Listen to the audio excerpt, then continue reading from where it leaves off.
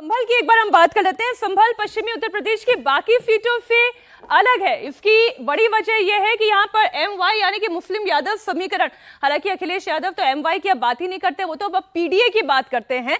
संभल में मुस्लिम वोटर्स 46% है तो यादव वोटर्स की संख्या 10% है। इसलिए ये सीट समाजवादी पार्टी का गढ़ बनी हुई है और इसे भेद पाना बीजेपी के लिए मुश्किल रहा है। पिछले चुनाव में संभल से समाजवादी पार्टी के टिकट पर शफीकुर रहमान वर्क जीते थे, लेकिन चुनाव से ठीक पहले उनका निधन हो गया। समाजवादी पार्टी ने सहानुभूति वोट हासिल करने के लिए शफीकुर रहमान वर्क के पोते ज़ियाउर रहमान वर्क को टिकट दिया। अभी थोड़ी देर पहले हम इस संभल सीट को लेकर बातचीत कर रहे थे, वो थोड़ी ही हो पाई थी। बीजेपी के परमेश्वर लाल सैनी यहां से दूसरी बार चुनावी मैदान में है। पीएम मोदी संभल में चुनाव से पहले हिंदू वोट को कंसोलिडेट करने के लिए कल की धाम भी पहुंचे थे, वो तस्वीरें भी हमें याद है। संभल में एक चीज तो तय है कि इस बार यहां पर कोई भी जीते, संभल को नया सांसद मिलने के लिए जा रहा है। सुधांशु जी, आप इसे चर्चा की शुरुआत करते हुए सिंपैथी वोट क्या समाजवादी पार्टी को मिल पाएगा? इसमें सिंपैथी नहीं, इसमें जो है मेरा मानना है कि जो उसका कॉम्पोजिशन है उस पार्लियामेंट की लोकसभा का, वो एक भाजपा के दृष्टि से मतलब कठिन है, बहुत कठिन सीट है, क्योंकि वहां पे जो MY कॉम्बिनेशन है वो इतना ओवरवेलमिंग कॉम्बिनेशन है। वो सत्य की बात नहीं, वो सत्य है और उस सत्य को नकारना तो मुझे लगता है गलत होगा। वहां पे कोई वोट का विभाजन नहीं हो रहा, और क्योंकि इतनी बड़ी मात्रा में उनकी संख्या है, इसलिए ये एक बड़ी मुश्किल कॉन्स्टिट्यूएंसी होगी भाजपा के लिए। मुश्किल, हर्षवर्धन जी, मुश्किल है? नहीं, संभल निश्चित तौर पर भारतीय जनता पार्टी के लिए मुश्किल है, लेकिन जब इस लोकसभा की हम बात करें तो एक चीज ध्यान में रखें, संभल से अभी जो ज़ियाउर रहमान बर्क लड़ रहे हैं, शफीकुर रहमान बर्क के पोते, इनके आदर्श हैं कौन? इनके आदर्श हैं मुख्तार अंसारी, इनके आदर्श हैं अतीक अहमद, इनके आदर्श हैं शहाबुद्दीन। और इन्होंने ये भी कहा कि जो कुछ उनके साथ हुआ है उसका सब का बदला भी हम लोग लेंगे। और जब अगर प्रेरणा स्रोत ऐसे लोग हैं, ऐसा आदमी सांसद बनने जा रहा है, ऐसा आदमी जनप्रतिनिधि होकर पहुंचेगा, तो ये दुर्भाग्य की बात है। लेकिन निश्चित तौर पर, चूंकि आप बार बार कहते हैं, वैसे तो हम बड़ा बात करते हैं हिंदू मुसलमान मत करो, जो वो सो कॉल्ड सेकुलरिज्म, वैसे इससे फ्रॉड कोई शब्द है नहीं भारत में, लेकिन फिर भी हम बात करते हैं विशुद्ध रूप से मुस्लिम यहां ज्यादा हैं, उनके साथ कुछ वोट और हिंदुओं के जुड़ गए, तो ये सीट समाजवादी पार्टी की हो जाती है। और दूसरी जो सेकुलर पार्टियां वो वही चाहती हैं कि मुसलमान एक साथ उनको मिले और हिंदू मत कट कर विभाजन हो जाए, तो यही कहा जाता है, इसी को सेकुलर पॉलिटिक्स कहते हैं। तो उसका एक बड़ा उदाहरण है। नहीं, 8 लाख तो मुस्लिम आबादी ही है यहाँ पर, उसमें 1.5 लाख और यादव आबादी को जोड़ लिया जाए तो मतलब रायबरेली के बाद एक सीट और संभल जोड़ लूं मैं इंडिया अलायंस में? बिल्कुल जोड़ सकते हैं, लेकिन इसमें एक चीज और मैं कहूं कि बार बार यादवों को वो कहना कि वो इस तरह के सेकुलर हमेशा बने रहेंगे, ये भी उनके लिहाज से ठीक नहीं है। यादव भी देखता रहता है, उसको भी समझ में आ रहा है, राम मंदिर का दर्शन तो वो भी करने जा रहा है ना। और एक इस सीट पर मैं कहना चाहूंगा कि एक नरेंद्र मोदी का भी MY कॉम्बिनेशन है, महिला और यूथ।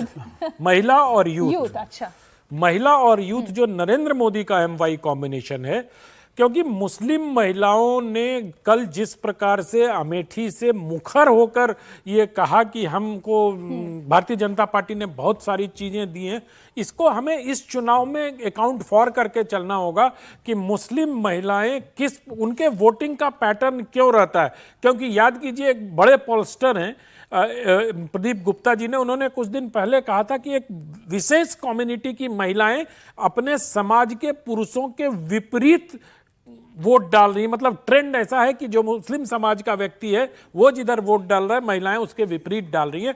तो इस चीजों को ध्यान में रखते हुए अगर हम इसका आकलन करेंगे तो हो सकता है कि मुकाबला दिलचस्प होगा। मेरा MY कॉम्बिनेशन है मोदी योगी कॉम्बिनेशन। हाँ, उनके मुसलमान यादव के कॉम्बिनेशन के खिलाफ हमारा मोदी और योगी कॉम्बिनेशन। देखते हैं कौन सा कॉम्बिनेशन यहाँ पर हिट होता है। लेकिन अभी तक हमने उत्तर प्रदेश की जितनी सीटों की बात की, उसमें से एक रायबरेली जहां पर इंडिया अलायंस और एक संभल जहां पर हमारे तीनों ही मेहमान एक मत दिखाई दे रहे हैं कि ये दोनों सीटें जो हैं वो इंडिया अलायंस के पास जा सकती हैं। इसके अलावा जितनी चर्चा हुई वो सारी बीजेपी जीती हुई नजर आ रही है। हम फिर कह रहे हैं, ये कोई प्रेडिक्शन नहीं है, ये हमने कोई फैसला नहीं सुना दिया, ये केवल एक अनुमान है, मूल्यांकन है। नतीजा क्या होगा वो 4 जून को आपके सामने होगा। एक और सीट अमरोहा की बात कर लेते हैं, जहां कांग्रेस के दानिश अली और बीजेपी के कंवर सिंह तंवर के बीच में मुकाबला है। दानिश अली 2019 से सांसद हैं और उन्होंने बीएसपी के टिकट पर यहां पर चुनाव जीता था।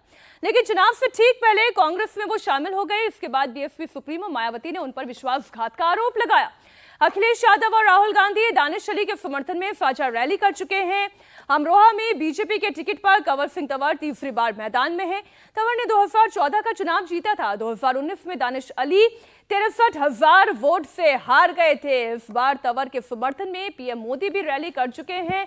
अमरोहा के मुस्लिम फैक्टर की बात कर ले, यहाँ पर 37% मुस्लिम वोटर्स हैं और इस बार अमरोहा में 64.58% मतदान हुआ है। हर्षवर्धन जी, अमरोहा सीट से दानिश अली वर्सेस कंवर सिंह तंवर, विश्वासघात तो हुआ मायावती जी के साथ। देखिए, दानिश अली कर्नाटक से, यहाँ से, वहाँ से, बसपा से, जेडीएस से, अब कांग्रेस से, अब वो सांसद नहीं बनने जा रहे हैं। हो गया उनका जो था वो संसद में, उनको किसी तरह के दुर्व्यवहार का सामना नहीं करना पड़ेगा। खूब घूम लिया, अब जनता घुमा अब देगी। हो गया, क्योंकि अमरोहा में वैसे भी वो चुनाव ने जीते। 2019 जिसको हम कहते हैं कि rarest of the rare case था, क्योंकि समाजवादी पार्टी और बहुजन समाज पार्टी दोनों एक साथ थे। इस बार किसी स्थिति में वो नहीं जीतने जा रहे हैं। ये सीट भारतीय जनता पार्टी के लिए प्लस करने जा रही है, प्लस होने जा रही है। विशुद्ध जो है, ये विशुद्ध जो एक हिंदू मुसलमान सीट जिसको कहते हैं, ये उसमें से है।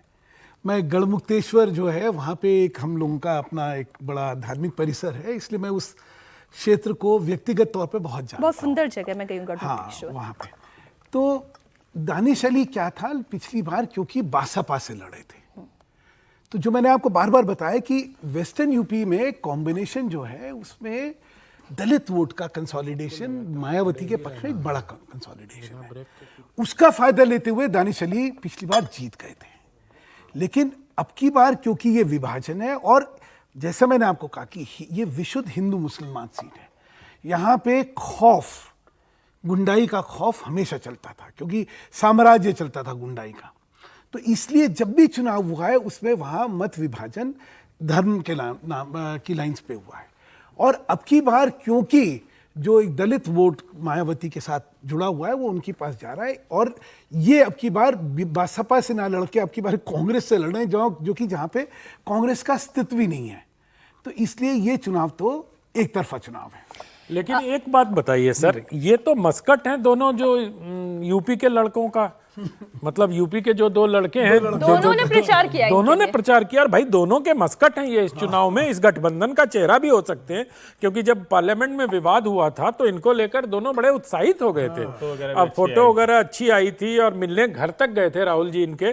तो मुझे लगता है कि राहुल जी ने पूरी ताकत लगाई होगी। हालांकि ज्वाइन पवन खेड़ा जी ने कराया इनको, जो तस्वीर दिख रही है।